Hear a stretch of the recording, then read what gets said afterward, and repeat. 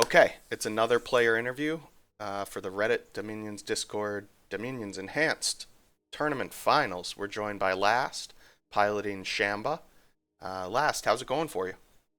Going great so far. This has been an interesting game.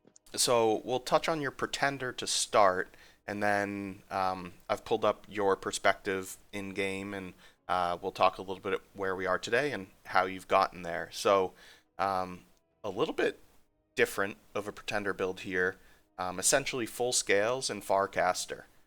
Walk us through your thought process as you designed a pretender for Shamba.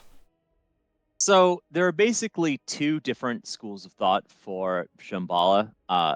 One of them is you leverage your heretics, so the ones that you can just recruit with a lab and no infrastructure. And you just go really heavily on trash scales, use the heretics to make it neutral. And you can go like hell scales, you can use the very nasty Trinity, so on and so forth. The other way for Shambhala is to go, in my opinion, really, really heavy scales, leverage their stealthy recruits. And if someone comes at you with something particularly big and nasty, you can use the Divine Starfires. Because Shambhala is ridiculously gold hungry. I've played, especially if you go the sort of forts route, as their temples cost a little bit more. So my main idea here was full scales, right? I need as much magic as possible. I need as many gems as possible.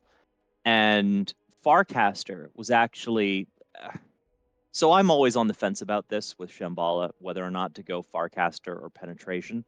The main thing that makes the difference to my mind is actually there's this wonderful spell in Thaumaturgy, Restore the Dharma. It's a little dumb, but I love it. It's a charm, not enslave mind effect. That's an AoE 100%, 100 precision, fatigue cost 90.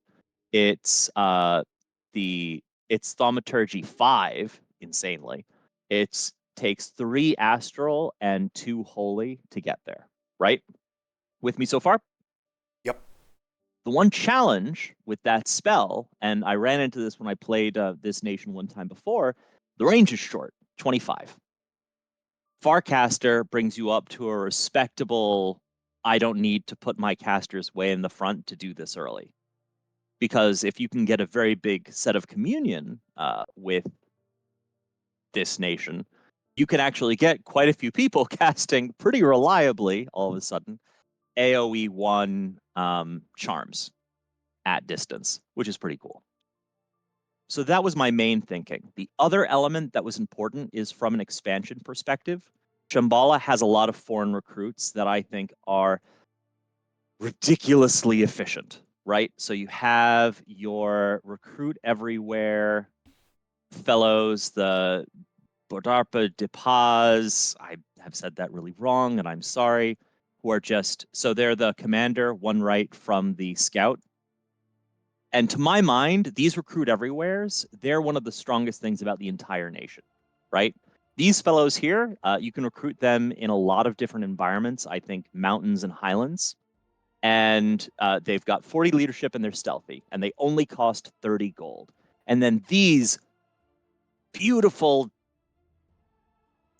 infantry, they're 10 gold, they're 10 hit points. They're not, what's the word I want to use here? They're not, I've lost my mind. What is it? It is they're not disorganized. What's the word I'm looking for here? Undisciplined? Hey, there we go. They're not undisciplined, which is actually a big deal for stealthy infantry, right? Lots of stealthy infantry options that are sort of like generally recruitable, particularly goblins, are undisciplined. These aren't, so they'll stay by you, and you can use them to great effect. They have insanely, defense 14, protection 8, spear, javelin.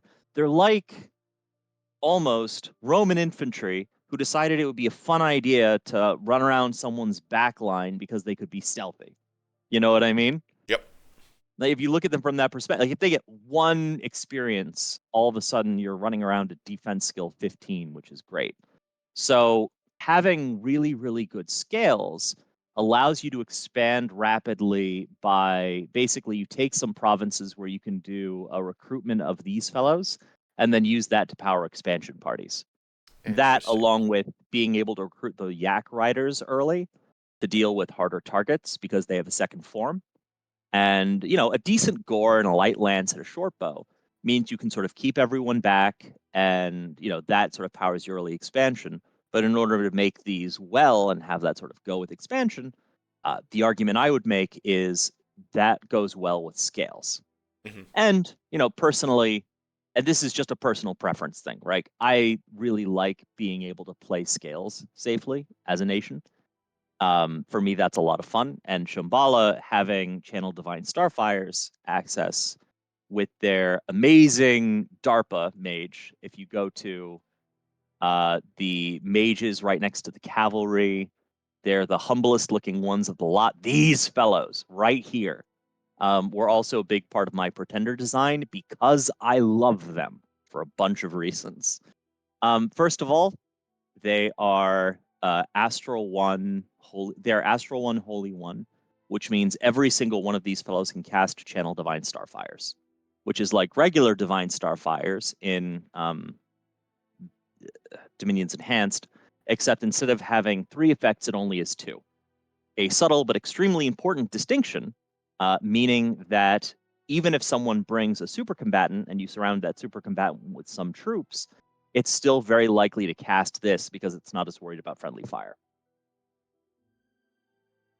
So you basically approached Shamba as scales, ignoring the sacreds almost entirely.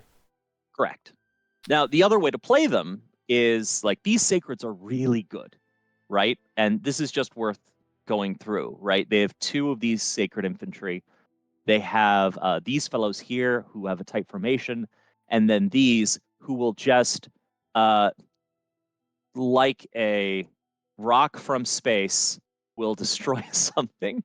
They hit like a ton of bricks, right? The Iron Cudgel, it's 25 attack, and it has, first of all, it's a magic weapon, so that's great. But it also has, I think, fatigue, armor piercing. Oh, yep, there we are.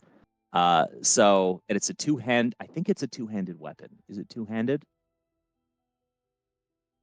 No, it isn't. This is one of the things that I really dislike about the Yetis, which is you have access to so much strength boosting, and for some reason they're not using a buckler and they're not holding it in 2 hands, and I really wish they would.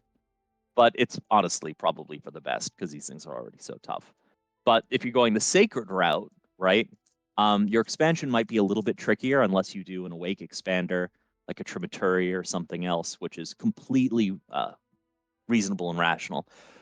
These infantry I basically never recruit. The standard, these fellows, I don't like recruiting them. I really don't like the crossbowmen.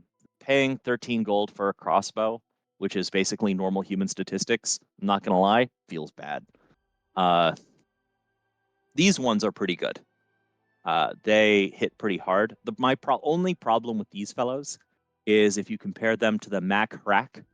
So if you go sort of up into the fellows who have the round shield, not the sacred ones. So they're a sacred version of it, but the regular ones are really, really good. I love these infantry as infantry of the line, mostly because of native magic resistance 12, which is just, well, okay. So it's actually a combination of things, right? If you think about the human armies, right? Human armies have a couple of standard vulnerabilities in Dominions.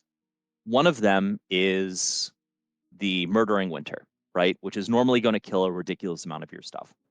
And Shambhala as a faction, pretty immune. Like it's got cold resistance everywhere, which is amazing, right? So even cold resistance 3, which doesn't seem like a lot, makes you much more likely than not to survive Murdering Winter, especially when coupled with having 12 hit points as opposed to 10. It's a little thing, but in the late game, that can make a big difference. And the other thing is magic resistance 12. When coupled with a couple of other things, what that means is a lot of the scry and die-esque tactics, right? Like I've teleported an air death mage onto your human stack, cast Wind of Death, leave, laugh uncontrollably, right? Shambhala actually has a lot of ways to deal with that. One of the basic ones is the infantry you care the most about has high MEMR. Does that all make sense? Sorry, that may or may not have been a lot. It does. So, got your view on Shamba. Yep.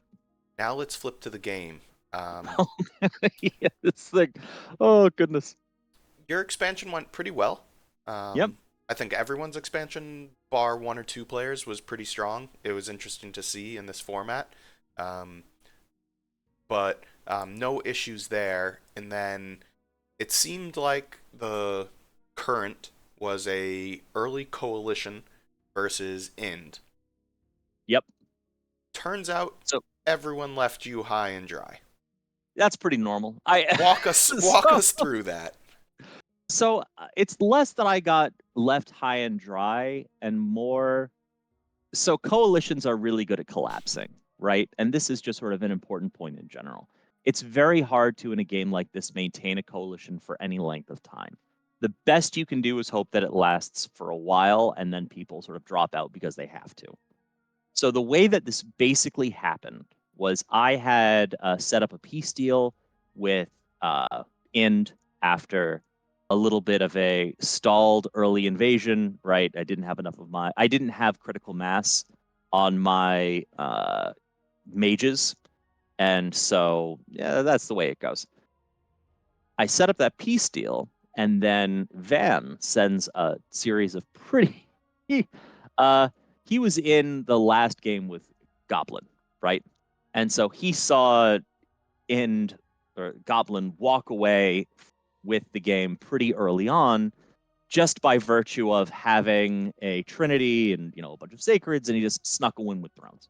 So he said basically, let's not do that under any circumstances. So even though I just made peace with Goblin and was setting up to do other wars, it was a pretty favorable peace term, because as we sort of acknowledged, yes, we each have tools to make the other's life miserable. Um, After a lot of back and forth and negotiation, I got some provinces from Argatha and some peace agreements with Man to basically be the person who was going to be the tip of the spear, because I have a lot of the tools necessary to theoretically deal with taking the fewest losses and taking the fewest risks, right? Or Man and Van were the most interested in helping. They were in the best position to do so. Whereas Satis and Argatha, they could sort of help incidentally, but they didn't have a good sort of strategic foothold to do so. What does that mean?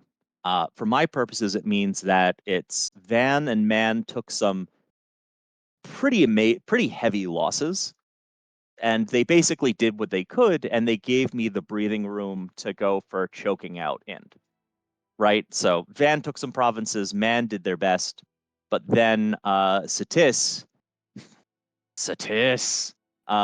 decided that it would be a good opportunity, and frankly, rightly so, to go for taking out Man while everyone else was distracted with taking out Ind. So it's less that I was left high and dry. I've been getting a good amount of material support, and the most important thing is I've been given room to maneuver. Does that make it's that was a lot of negotiation back and forth put into a pretty small period. Does all of that make sense, or was there anything there that was unclear? It all makes sense. It looks like you're on the verge of eliminating Ind. You've mentioned Satis and Agartha have largely sat out of the war. Mm-hmm. Naba is close to dead, if not dead. Oh yeah. What's next from a So diplomatic perspective? from a diplomatic perspective, I've done a lot of talking with Van and Argatha as well. What's likely going to happen next is everyone's basically on the same page that Satis is quite big and dangerous, and Satis, right? And they've had Mother Oak up for long enough that there are likely to be other nasty globals on the way. No other globals are on the field, right? Because it's still, 34, no globals on the field. My goodness. I've been busy with war. I've got other stuff. For me, I have other stuff to do, and I feel like others are in a similar boat. The presence of Ind has basically expanded the scope and scale of the basically early mid game for the people who are fighting in, right? Because it's every round is an emergency where you need to have everything ready to go, else a bunch of trinities are going to show up and ruin your day. Does that make sense? Yes. The immediate afterward is very likely going to be a Satis coalition with the same caveats that need to be had for any coalition, right? Which is that likely it will fail or likely it will dissolve to some degree or another. Now, the nice thing is my non-ind war targets are all absent Satis, the kind of nations that likely don't want to be involved in a war with my tool set, right? Lots of stealth, lots of meteors, things that don't care about armor, ridiculous amounts of MR running around, right? The Satis war is going to be a little bit more complicated, just because of a lot of the tool set I've been investing in involves using skeletons or chaff behind a layer of nastiness, which fungal is really good at dealing with. I'm sorry, can you pause for 1 second? I'll be right back. Yep. Great. One moment. Okay, we're back. All right. So that's a general state of what's going to happen likely with the coalition. So I do have some tools. The nice thing is that Satis doesn't have a great time dealing with some of the battlefield wipe stuff that I'll have online pretty soon. But, that's generally speaking the play. And as far as I understand it, Argatha and Van are already on board for that being the next target. Everyone's kind of worried about Satis. I think rightly so. And just clicking around your nation, one thing I have noticed, you haven't leaned too heavily into blood. Any particular reason? The blood calculation for Shambhala is weird, right? Your blood hunters cause unrest on our heretics. And a lot of the sort of infantry blood summons are good, but they're not like, in my opinion, they're not game changing if you're going scales. So what I'm doing right now is mainly getting just enough blood to start building out that infrastructure. At 42, the throne there, I did empower someone up to blood 2 to make lifelong contracts.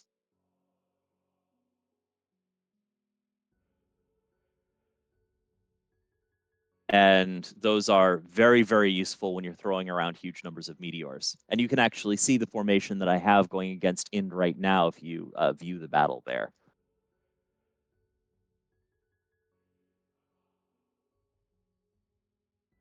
He pinged and then jumped off, which I think was very clever. So basically, the battle plan here is have a lot of skeletons basically make their way in slowly, have a bunch of protection up and running, and in the backdrop of that chaff, throw a lot of rocks at his Trinity, which will likely be coming in the full set this coming round. It makes sense. So it's turn 44. You've almost wrapped up with Ind. Looking back on where this game has gone in current state, is there anything you would have changed in hindsight, or this is what Oh you God, were it's in the for? one. Yeah, of course there is. That earthquake cast I did in the last big battle I had with Ind.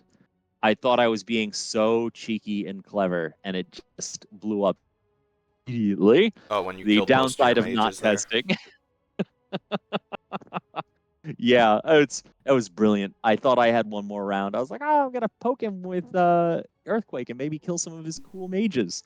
I did kill some of his cool mages. I also Earthquaked all of my stuff because he did a super aggressive Sally. Yeah. So I would definitely have changed that. Um, Diplomatically, aside would you from have changed anything? diplomatically, it would have been interesting to have in my peace deal with Goblin negotiated for one of the two thrones and actually gone forward with my original plan of attacking Man or Argatha. So And basically, sort of, hey, there's a possibility of a throne rush here. There's enough right, players. I just made peace, let someone else deal with it. Right. If I had if I had slightly more, benefit of hindsight, of course, but if I had slightly more sort of awareness of the map, better scouting and all those other things, and it's really no excuse to not have better scouting when you can buy foreign recruits 15 gold scouts. It's which is another thing I freaking love about this nation, right? Not everywhere, only highlands and mountains. But if I had a little bit more throne awareness, which is sometimes a weakness of mine in this game, an example of this would be if you look at the Dawnland province. Nope, there. You have so many It's hard forts because I've everywhere. done so much. Hey, there we go. 78. We'll do it. Oh wow, that's But pretty yeah, cheap scout. I I love these scouts. Yeah, that's nice. Yeah, like 15 gold scouts just feels great. But I didn't have enough throne awareness to be like, oh, hey, I need one of these, else you're going to be able to win the game in one turn.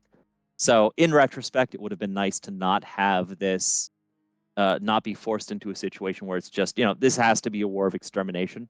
Uh, but I've been having he's Goblin is a wonderful player. I'm really enjoying my war with him. I'm learning a lot. And in the interim, I'm maintaining a lot of infrastructure building, and my gem income's pretty solid. So the dead forest at 18 is just wild. I've been I, I've been doing the cheeky thing where I do some site searching while the war is still going on. So Goblin got a chance to see that I'm doing a lot of site searching while I'm engaging in the war with him, which is very funny. Uh, I saw someone forwarded me Goblin's attempt to ring the warning bells about me and be like, "Hey, Shambhala is potentially a problem." And part of that was he's doing a lot of site searching. He found a thumb benefit site at Soul of the Wild, amazing. Yeah, At +5 18, nature. yeah, Essentially that all was your nature income. yeah, pretty much. I've had lousy site. I've had lousy luck with a couple of gen types, but thankfully my Earth gem income and Astral and Death are Earth, Astral, and Death are some of my favorites anyway. So Yeah, that's pretty bad luck considering you're using the remote searching spell. yeah, it's you do what you can. It's I have enough death magic where and death and earth make a lot of other things okay, and I have three of the forge summons in the capital if you look at 65. And these fellows, even though they don't have a leg, so you can't put earth boots on them, which is deeply annoying. 15 earth gems for some magic diversity, chances at fire, and benefit of one. I mean, they make their even if you only use them for earth work, they make their money back or gems back in 15 terms. But if you get them into fire, which thankfully I have rolled two who do, then you're in Lightless Lantern Town, which is great. So, only a couple minutes left here, but what do you think your odds of winning this game are? Maybe 20 to 25%, I'd say. And if It's not I'd you, give Tis a 50% and Argitha a 25%. okay, so you think Vanheim has missed their window, I essentially. think so. I mean, it's Vanheim's taken a lot of losses, and we've come basically to a strategic understanding that it's where next war will be joint and ride or die. Van could pull it around, of course, but that's currently the way that I would rank it. Now, a lot of that is I don't have a lot of scouting on their stuff, so I've just seen some of their bigger losses. So I'm very open to being surprised. But for right now, that's basically how I would see it. Well, last, I appreciate the time and the insight, and best of luck to you moving forward. Hey, this was grand. I appreciate it. Thank you for putting this together. Have a wonderful day. Have a good one. Bye.